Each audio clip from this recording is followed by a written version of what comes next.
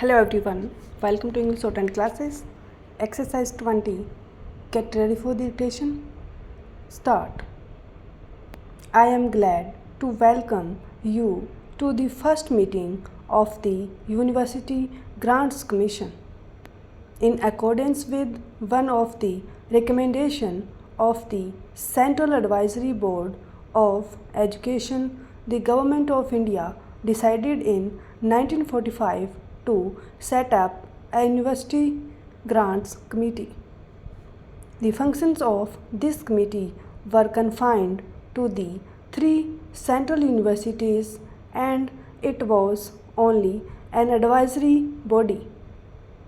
There were several non-officials who were members, but they acted on a part-time basis, and there was only one whole-time officer who acted as secretary for the committee. With this limited personnel and the circumscribed powers, it was not surprising that the University Grants Committee was not able to make any effective contribution to the development of university education. In 1947, the committee was reconstituted with somewhat enlarged membership, but since the functions and the official assistants remained more or less the same, this committee also did not prove effective.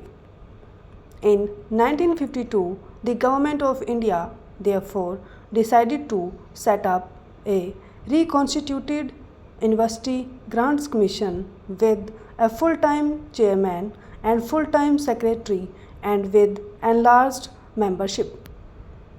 It was intended that this commission should look mainly after the four central universities and be entrusted with the following functions. 1. To advise the government on the allocation of grants in aid from public funds to the central universities. 2. To advise the government on the allocation of grants in aid to other universities and institutions of higher learning whose case for such grants may be referred to the Commission by the government. And 3. To advise the universities and other institutions of higher learning in respect of any question referred by the government to the Commission. After the passing of the Constitution, the central government was entrusted with an important responsibility in higher education in respect of the coordination of facilities and the maintenance of standards in the universities. The government considered various measures for the discharge of this responsibility and came to the conclusion that it could be best fulfilled by the establishment of a Council of University Education by an Act of Parliament. A draft bill to set up a Council of University Education was accordingly prepared and circulated to the universities in order to secure the largest possible support and cooperation from them. The draft bill was considered by the Inter-University Board, which agreed with the objects of the bill as such. The government accepted this recommendation as it itself felt that a properly constituted University Grants Commission with enlarged powers and functions could discharge these duties more effectively. This also appeared to be in consonance with the recommendations of the University Education Commission. In its report, the Commission had recommended that a University Grants Commission on the lines of the University Grants Committee in Great Britain should be set up as early as possible. The Scientific Manpower Committee had also recommended the provision of generous grants for the development of postgraduate facilities in the universities. The government had accepted these recommendations in principle, but on account of financial stringency, no action could be taken on them at the time. After the acceptance of the 5-year plan, it was known that some funds had been provided for the improvement of university education, and the Ministry of Education considered the time appropriate for the establishment of a University Grants Commission.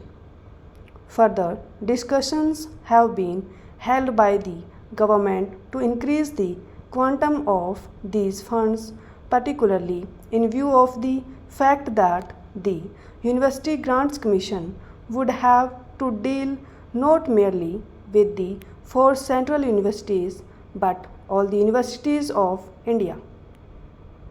I am happy to announce that we are now in a position to establish a statutory University Grants Commission with larger funds to look after all universities, and this commission will also serve as an instrument of university reform.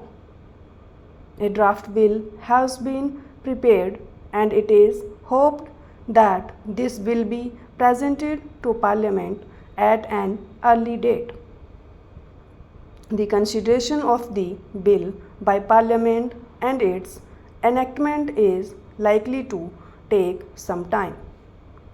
The government, however, felt that in view of the growing problems of the universities, immediate action was needed. It has therefore considered it desirable to set up a University Grants Commission in accordance with the resolution of November last and allow it to start functioning immediately.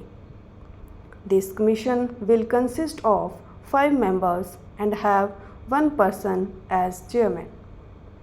In order to ensure that the universities do not look upon it as an external body, it has been decided to associate a number of vice chancellors with it. I am sure you will all agree that this is a momentous decision and will have far-reaching influence on the development of university education in India.